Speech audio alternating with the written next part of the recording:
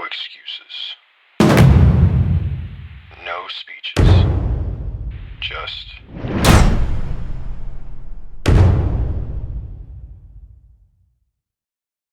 Welcome back, everybody, to Leg Up Fitness. I'm Spencer, a bug knee amputee, and despite what the title says, leg day is not canceled. I'm just going without it. So, that being said, let's okay, heel elevated squats. Last time I did the same weight, but I only did 6 reps, 4 sets. But I'm gonna try to do 7 reps. At least 8, hopefully. We'll see. Whatever feels comfortable. I'm a little taxed due to cardio this morning, so it is what it is. Anyway, let's get it. Ugh.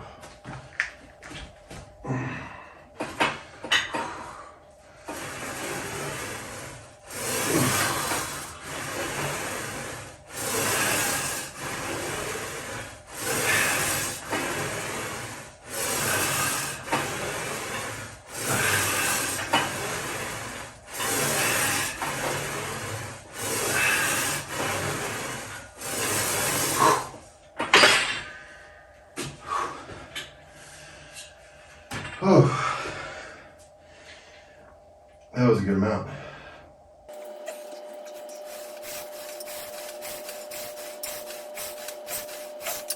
As you can see on the last set, I was trying to pause at the bottom. It's very, very difficult, but I'm going to try to continue that for this next set, as well as the set after.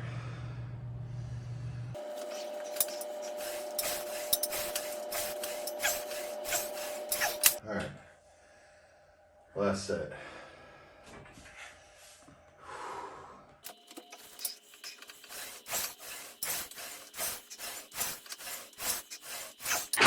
Oh,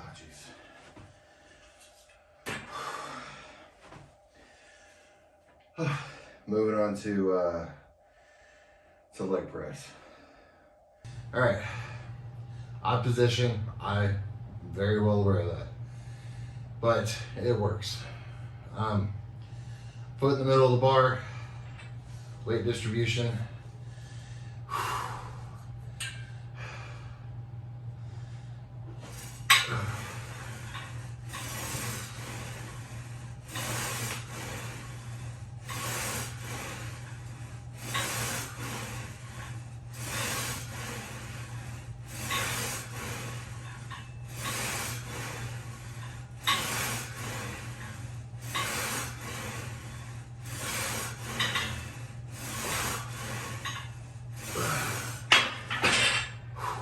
I'm not sure if this is a compromising angle. Let me know in the comments.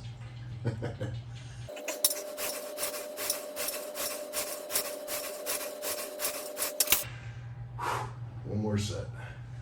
Last set.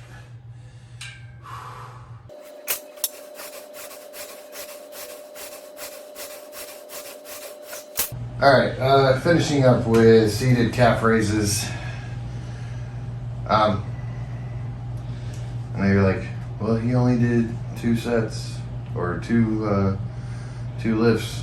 Yeah, I did elevated heel squats and 4 sets of that and leg press. It's a lot. It's a lot for taxing, for the amount of fatigue it causes. So this is how I look at it: quality over quantity. So that being said,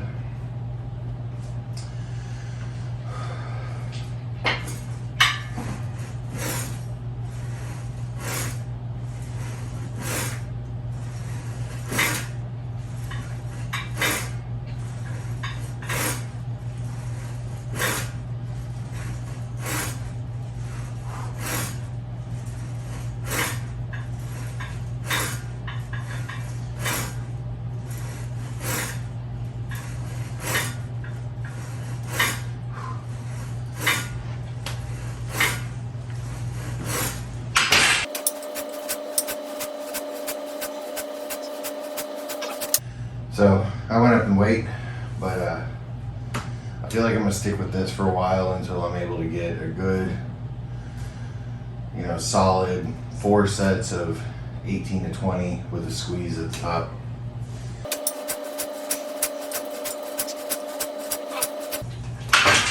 Oh God.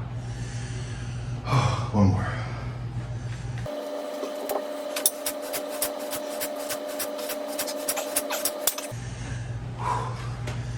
That's it. All right, another successful leg day in the books. Interesting thing, I don't know how accurate this is, but I one time saw a chart. Now, I don't really know the name of the chart. I have to get back to you on that, but it was showing the energy expenditure of amputees, whether they're below knee, above knee, double amputee. So let's say it starts at 1.00 for somebody has all limbs, right? That's how much energy, that's the baseline that you're expending.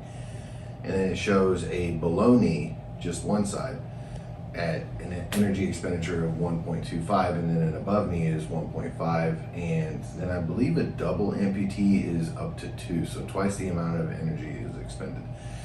So as you can imagine, lugging this thing around all day, it already works my leg pretty good. So, and I go as hard as I can. My motto is, stronger than before. So I feel like, with just only these few sets, I still progressed. And that's kind of what, the whole thing is for, or the whole reason I'm doing this. I was told by a prosthetist years ago that I don't need to be working out my leg, but yeah. Anyway, so I figured I'd kind of give you a little bit of a demonstration of what I go through with just putting on the leg. So this, of course, is let me see if I can show it. This right here is called a suction liner. So as you can see the rings here, this creates a seal inside of the socket. This right here is an air release valve. So whenever I'm needing to take off my leg, whenever it actually fits, it's suctioned in there so well that I have to, push this to release the air. But because I'm doing this deficit and I've been pretty active since I got this socket made, I've lost a lot of, just weight in general. This is called a sock. Pretty anticlimactic. So basically what this is like these come in different layers. You got 1, 3, and 5, where this is a layer 5 because it's blue on the ends. This basically, when you lose fluid, or if you lose weight in your leg, or in general, it's going to create a gap in your socket. So this helps close that gap. So basically what I do is I just roll up everything here to above the rings, pull that up. This helps provide a little extra cushion too, because this right here, this is carbon fiber. This, obviously this flexes, this is just silicone, but this right here will start causing chafes all around. So this is why I can only wear it for an hour and a half to 2 hours a day. Continuously. So anyway, rubbing alcohol, spray it on there, kind of get it all the way around.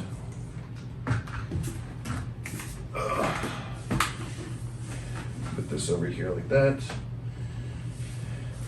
Put your shorts down. And push the air socket. Now, you may not have heard that, but there's like an air release, just trying to sink down into it. And yeah, that's it. So. Well, my question for you is, so like my algorithm is obviously going to be different than yours, but I see a lot of fitness channels that are specifically like, I guess, targeting insecurities. Are you trying to get rid of that mommy pouch? Do these exercises. What are your thoughts on that? And do they have any truth behind them? Are you talking about? So you said mommy pouch, so I'm guessing you're saying something like how to get rid of love handles, Yes. type of deal. Okay. Like, or how to get rid of your apron belly. Okay. Well, one, you can't spot reduce fat. When you lose fat all over. Okay. You have your subcutaneous fat and your visceral fat that surrounds the organs. So you're going to, when you're in a deficit, you're going to pull from these fat reserves. I mean, most of the time, it also depends on where you tend to hold body fat. So my curse is hold it up here a little bit, but mainly love handles and lower belly. But these are things that you just have to know about yourself when you're losing body fat, and it takes time. It took time to put on. It's going to take time to take off. So no, there is no exercise that's going to spot reduce anything. So doing a bunch of crunches isn't going to get rid of an apron belly. No. So I mean, core work is good, but if you think about it in this way, resistance training is going to build muscle.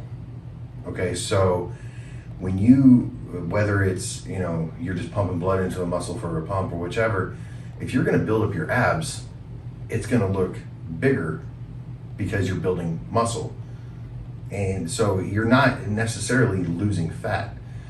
It's just going to temporarily probably make your abs or your stomach look bigger. It's just because the muscle's building underneath. The only thing that's going to get rid of that is a deficit. That's really, I mean, that's it. Like I was talking about was the stubborn areas, okay?